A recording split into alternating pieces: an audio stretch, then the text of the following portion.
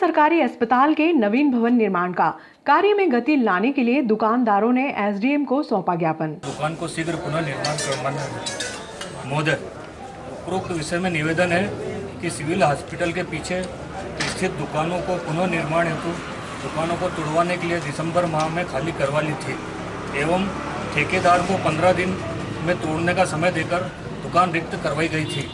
महोदय, 3 माह बीत जाने के बाद भी कार्य बहुत धीमी गति से चल रहा है। पिछले सालों में कोरोना प्रकोप के कारण व्यापारियों का व्यवसाय ठप हो गया था। वह दुकान पुनः निर्माण कार्य इसी तरह धीमी गति से चलता रहा तो व्यापारियों की आर्थिक स्थिति बहुत बिगड़ जाएगी। अतः महोदय से निवेदन है कि हम समस्त व्यापारियों के प्रति मानवीय करुणा के पक्ष को ध्यान में रखते हुए दुकानों को शीघ्र बनवाने की कृपा करें। सरकारी हॉस्पिटल के नवीन भवन निर्माण को लेकर रोकस द्वारा 15 दिन का नोटिस जारी कर दुकानदारों से दुकानें खाली करवा ली गई थी और ठेकेदार को अस्पताल के जीर्ण शीर्ण भवन को तोड़ने में 3 माह से अधिक समय लग गया। इसके बाद भी ठेकेदार कार्य पूर्ण नहीं कर सका। इससे आक्रोशित दुकानदारों ने सोमवार को एसडीएम को ज्ञापन सौंपा।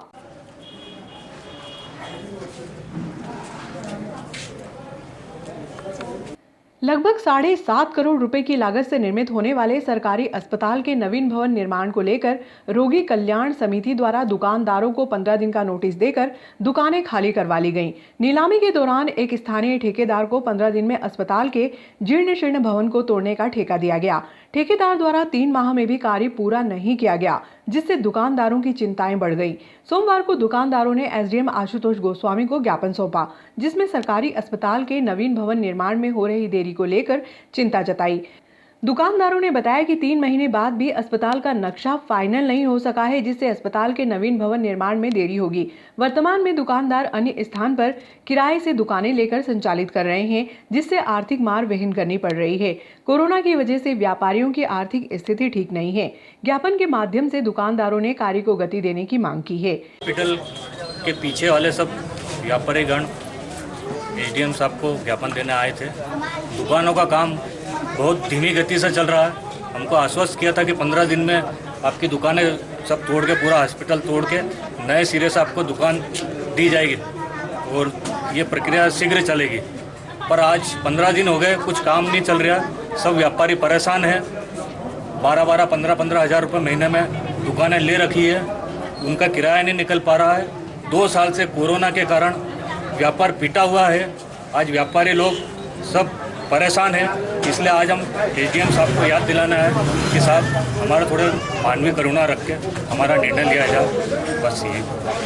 एसडीएम गोस्वामी ने बताया कि अस्पताल का नक्शा भोपाल स्तर से फाइनल होना है, जिसको लेकर पीआईयू के अधिकारियों से लगातार संवाद किया जा रहा है। लगभग 7 दिनों में नक्शा फाइनल होने की उम्मीद है। इसके बाद कार्य तीव्र गति से होगा। आज पुराने सिविल हॉस्पिटल नागदा का जो के साथ लगी हुई जो दुकानें थी, उनके व्यापारीगण आज आए। उनके द्वारा यह ज्ञापन मेरे नाम यहाँ पे दिया गया है। पुराना जो सिविल अस्पताल था उसको डिसमेंटल करके नया भवन वहाँ पे पीआईयू के माध्यम से निर्माण किया जाना है, जिसके लिए तत्समय एक जो समिति बुलाई गई थी, जिसमें विधायक जी, पूर्व विधायक जी, पीआईयू के अधिकारीगण और पीएमओ साहब सब लोग उपस्थित थे और निर्णय लिया गया था कि इसको डिसमेंटल करके नया बनाना है, जिसमें दुकानों को भी डिसमेंटल किया गया था। बिल्कुल सही इनके द्वारा डिमांड की गई है और यह इसी के ध्यान रखते हुए हम लोग इसी हफ्ते में पीआईयू के अधिकारीगण को उज्जैन से बुला रहे हैं, जिससे लेआउट जो स्वीकृत हुआ है भोपाल से उसको समझ सकें और जल्दी से जल्दी कार्य प्रारंभ करा सकें। भोपाल स्तर पर कुछ कार्रवाई इसमें लंबी चल रही है, इस कारण से थोड़ा डिले हो रहा है, लेकिन इसको पीआईयू के संबंध अधिकारी को बुला करके उसको समझ के और जल्दी करने की पूरी कोशिश की जाएगी। उसमें स्थानीय जनप्रतिनिधिगण और कलेक्टर महोदय का भी मार्गदर्शन लिया जाएगा, जिससे जल्दी समस्या का निराकरण हो सके। सर, इस कार्य को जी डिसमेंटल करने की तो 15 दिन की अवधि थी, लेकिन नया क्योंकि अब तक स्टार्ट नहीं हुआ है तो इसलिए धीरे गति से काम चल रहा है। लेकिन मुझे उम्मीद है कि जल्दी से जल्दी जो नया निर्माण है वो प्रारंभ हो जाएगा और डिसमेंटल भी पूर्ण हो जाएगा। जय श्री महाकाल सेवा समिति द्वारा चंबल तट मेहतवास स्थित श्री नीलकंठेश्वर महादेव मंदिर परिसर स्थित गौशाला का सोमवार से प्रायोगिक तौर पर शुभारंभ किया गया, जिसमें विभिन्न पॉइंट पर गोवंश को हरा चारा उपलब्ध करवाया जा रहा है।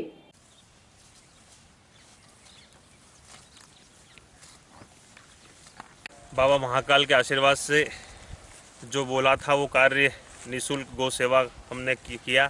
आज से पहला दिन है और उन बाबा महाकाल की कृपा से गौ सेवा करने का एक सौभाग्य प्राप्त हम लोगों को हुआ। जय श्री महाकाल सेवा समिति के द्वारा मेहतवास में बहुत जल्द एक 100/70 का हम एक शेड डालकर जो भी गायें नागदा नगर में जो गंभीर बीमार है, जो चल फिर नहीं सकती है, उनका निःशुल्क सेवा हम यहाँ पे मंदिर प्रांगण में भी करेंगे।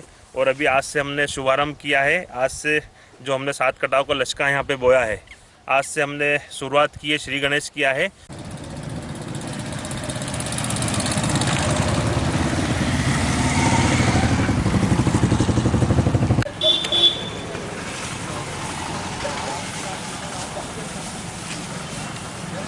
ज़्यादा हो जाएगा बस दूसरी गाय खा लेंगी।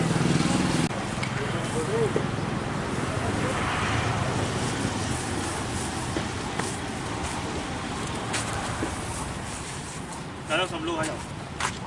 अब हमारा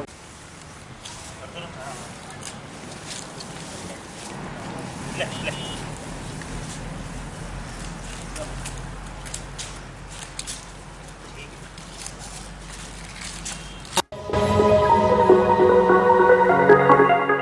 नागदा खाचरोद विधानसभा में लहसुन व प्याज की मंडी की मांग को लेकर सोमवार को किसानों ने विधायक गुर्जर को ज्ञापन सौंपा।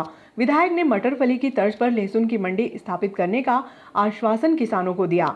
नागदा खाचरोद विधानसभा में लहसुन व प्याज की कृषि उपज मंडी स्थापित करने की मांग को लेकर सोमवार को पूर्व जनपद सदस्य प्रतिनिधि भीमराज मालवी के नेतृत्व में किसानों ने विधायक दिलीप सिंह गुर्जर को ज्ञापन सौंपा। क्षेत्र में नहीं होने से क्षेत्र में 200 से अधिक गाँव के कृषकों को लहसुन प्याज की कृषि उपज बेचने को अन्य शहरों में मंडी के लिए जाना पड़ता है। अपने नागदा खाचरोद मुनहेल में ग्रामीण क्षेत्र में 6000 हेक्टेयर से प्याज की खेती की जाती है और 7000 हेक्टेयर से अधिक लहसुन की बुआई की जाती है। यह उपज अन्य शहरों की मंडियों में कृषकों को बेचने जाने व लाखों रुपयों किसानों का खर्च होता है।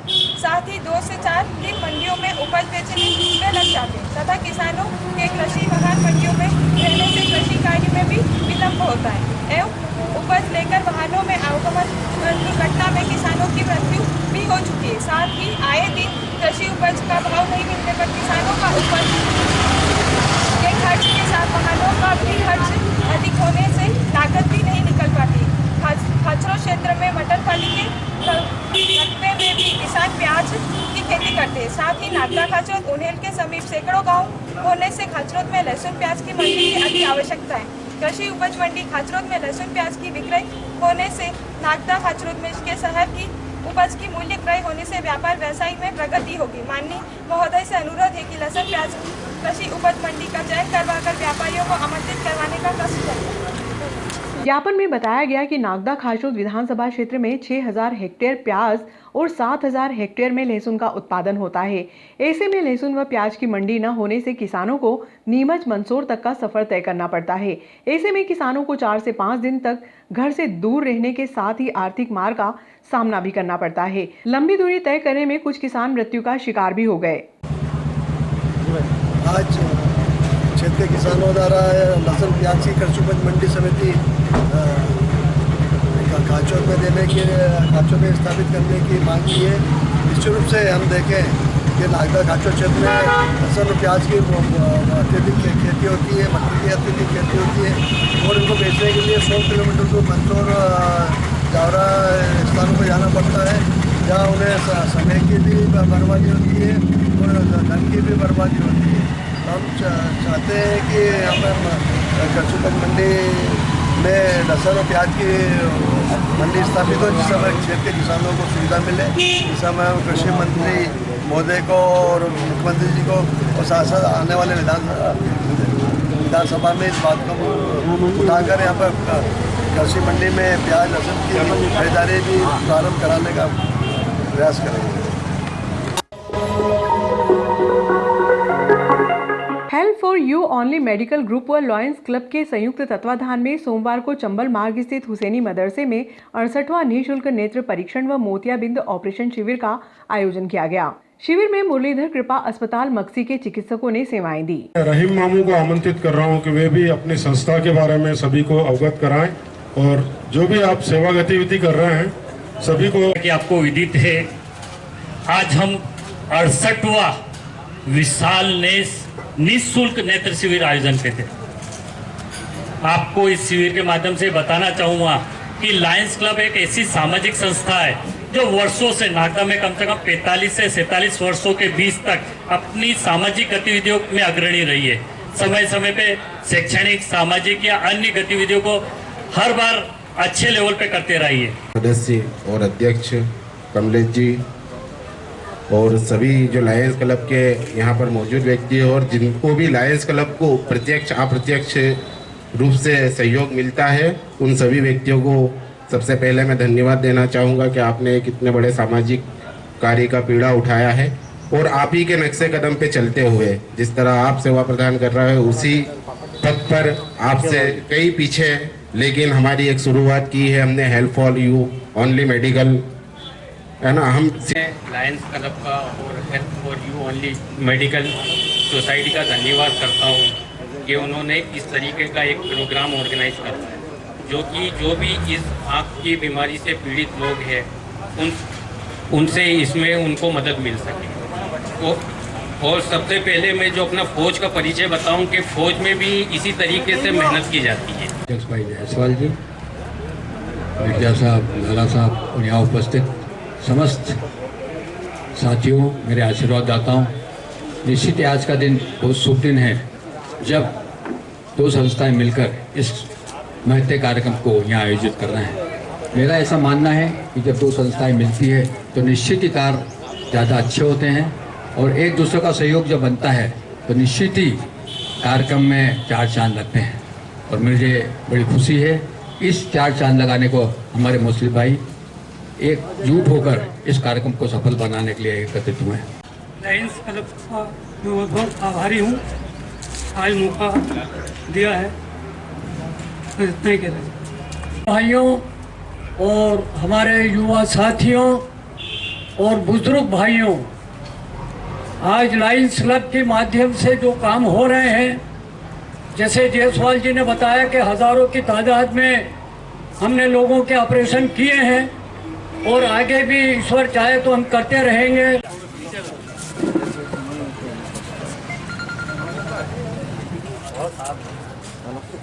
ऐसे गेम करते रहिए, समाज का भला होता रहे।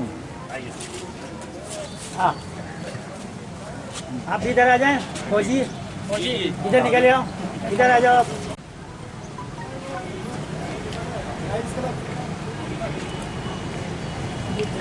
For you only medical group और सभी आए हुए वरिष्ठगण,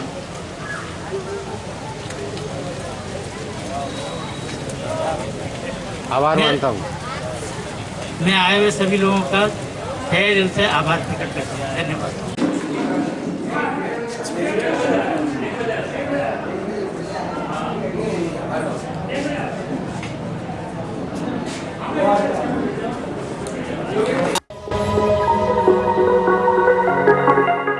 जनवरी को नवीन पाइपलाइन से पेयजल आपूर्ति करने का आश्वासन देने वाली नगर पालिका परिषद 21 मार्च तक नवीन पाइपलाइन से पेयजल व्यवस्था प्रारंभ नहीं कर पाई, जिसका खामियाजा आम जनता को भुगतना पड़ रहा है।